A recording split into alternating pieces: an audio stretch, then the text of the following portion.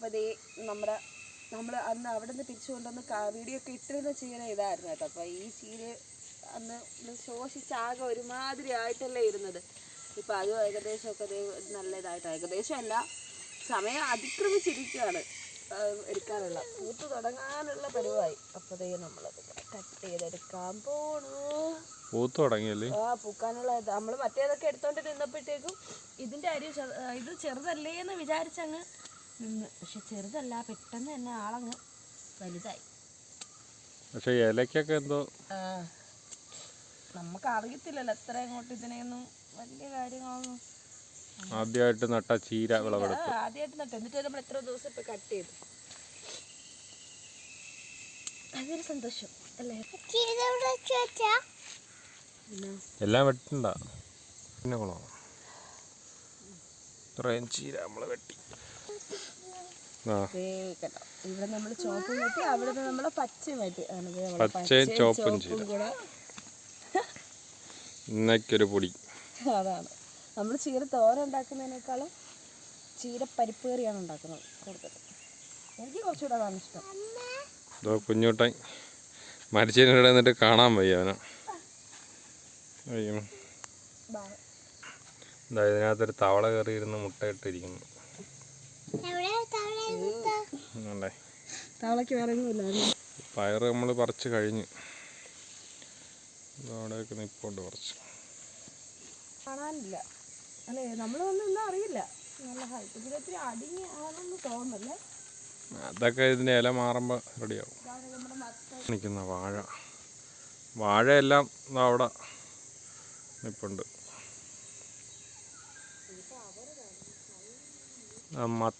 മത്തങ്ങയാണ്, വഴുതനങ്ങയാണ്, എന്തോ ഒരു സാധനം പൂത്തിട്ടുണ്ട്. ഇവിടെയൊക്കെ ഉണ്ട് കായുണ്ട്. ഇതൊക്കെ നമ്മൾ ചെയ്യുമ്പോൾ ഇത്രയൊക്കെ ആയി കേട്ടോ. ചെയ്യുമ്പോൾ വിടാതിരിക്കുന്നു. ഇടയ്ക്കിടയ്ക്ക് നട്ടിട്ടുണ്ട്. അപ്പോൾ അതൊക്കെ പിടിച്ചു വരുന്നു. അതുപോലെ തന്നെ ചേന പിടിച്ചു വരുന്നു. സലാഡ് വെള്ളരി ഇത് കിടക്കുന്നു. നമ്മുടെ ചേനയൊക്കെ അത് രണ്ടും നല്ല വലുതായി. ബാക്കിയൊക്കെ കുറേശ്ശെ ഇങ്ങനെ. ഇവിടെയൊക്കെ ഉണ്ട്. നമ്മളെ പപ്പായ്ക്ക് റെഡ് ലേഡിയുടെ പപ്പായാണ് അതിങ്ങനെ. അതൊക്കെ വെച്ച് വലുതായി. മേളയിൽ നിന്ന് വാങ്ങിച്ച തെങ്ങാണിത്. തെങ്ങെന്തായി ഇതിൻ്റെയൊക്കെ ഇടയിൽ നമ്മൾ തണ്ണിമത്തനും സലാഡ് വെള്ളരിയൊക്കെ നട്ടിട്ടുണ്ട് കേട്ടോ. ഇത് തണ്ണിമത്തന്നെയാണ്. ഇതൊക്കെ പിടിക്കുമെന്ന് അറിയത്തില്ല, പക്ഷെ പൂത്തൊക്കെ വരുന്നുണ്ട്. അപ്പം അതൊക്കെ നോക്കാവുന്നുള്ള പരീക്ഷണ സ്ഥാനത്തിൽ നട്ടതാണ് കേട്ടോ. നമ്മൾ മേളയിൽ നിന്ന് വാങ്ങിച്ച അഗസ്ത്യ കേട്ടോ, ഹൈബ്രിഡാണ്, റെഡായിരുന്നു. ഞാൻ വീഡിയോയിൽ കാണിച്ചിട്ടുണ്ടായിരുന്നില്ല. ഇത്രയും ഉള്ളപ്പോൾ തന്നെ പൂട്ട് തുടങ്ങിയപ്പോൾ ഇത് ഇത്രയായി.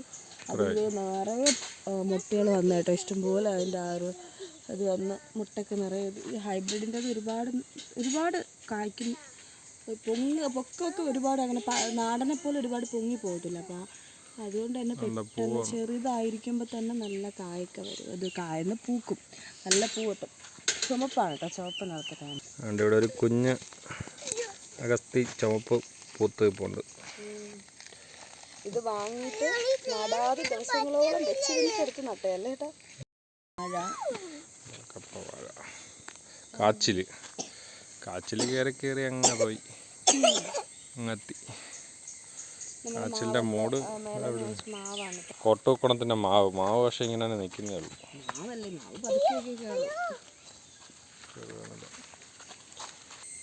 റംബുത്താൻ്റെ പൂവ്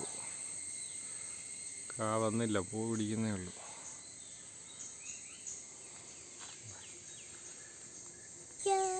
കോവയ്ക്ക പൂ പിടിച്ച് വരുന്നത് ഇവിടെയൊക്കെ ഉണ്ട്. ചീര കഴുകിയൊക്കെ എടുക്കാന്ന്.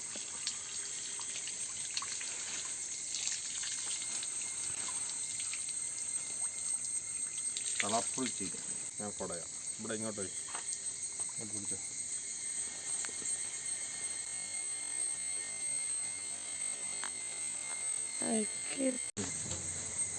ഇന്നത്തെ വീഡിയോ ഇത്രയേ ഉള്ളൂ. വീഡിയോ ഇഷ്ടപ്പെട്ട ലൈക്ക് ചെയ്യുക, ഷെയർ ചെയ്യുക, ഫോളോ ചെയ്യുക.